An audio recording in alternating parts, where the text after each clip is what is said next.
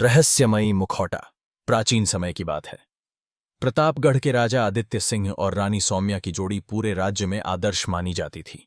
वे दोनों एक दूसरे से असीम प्रेम करते थे, लेकिन महल में एक अनकहा रहस्य था।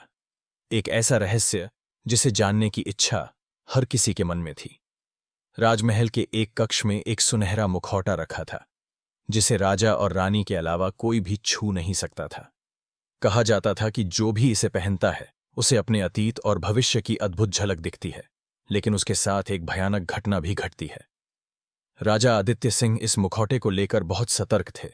उन्होंने इसे एक गुप्त कक्ष में रखवाया और वहां पहरा बढ़ा दिया। लेकिन रानी सौम्या के मन में एक प्रश्न उठता रहा, आखिर यह मुखौटा इतना महत्वपूर्ण क्यों है? एक रात जब राजा किसी युद्ध के सिलसिले में दूर गए हुए थे, रानी सौम्या से रहा नहीं गया। उन्होंने मौका देखकर पहरेदारों को गहरी नींद में सुला दिया और गुप्त कक्ष में प्रवेश कर गईं। वहां रखे मुखौटे को उन्होंने कांपते हाथों से उठाया और जैसे ही उसे अपने चेहरे पर लगाया, उनकी आंखों के सामने एक चौंकाने वाली छवि उभर आई। उन्होंने खुद को एक अलग समय में देखा, जहां वे किसी और राजा की रानी थीं। वे देख रही थीं कि उनके पिछले जन्म में उन्हें उनके ही पति ने विश्वासघात कर मार डाला था। उनके मन में संदेह उठा, क्या वर्तमान राजा आदित्य सिंह ही वही राजा थे? अगली सुबह राजा आदित्य सिंह युद्ध से लौटे तो उन्होंने रानी के चेहरे पर घबराहट देखी।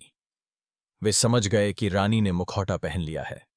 उन्होंने गहरी सांस ली और कहा, अब सच छिपाने का कोई अर्थ नहीं है, रानी। राजा ने खुलासा किया कि वे वास्तव में रानी के पूर्व जन्म की घटनाओं से परिचित थे। उन्होंने भी वही मुखौटा पहना था और जाना था कि पिछले जन्म में वे स्वयं एक क्रूर राजा थे, जिन्होंने अपनी ही रानी पर अविश्वास कर उसे मौत के घाट उतार दिया था। इस जन्म में वे अपने उस अपराध का प्रायश्चित कर रहे थे और हर हाल में रानी की रक्षा करना चाहते थे। रानी की आंखों में आंसू थे। वे समझ गईं कि भाग्य ने उन्हें फिर से मिलाया था, लेकिन इस बार परिस्थितियां बदल चुकी थीं।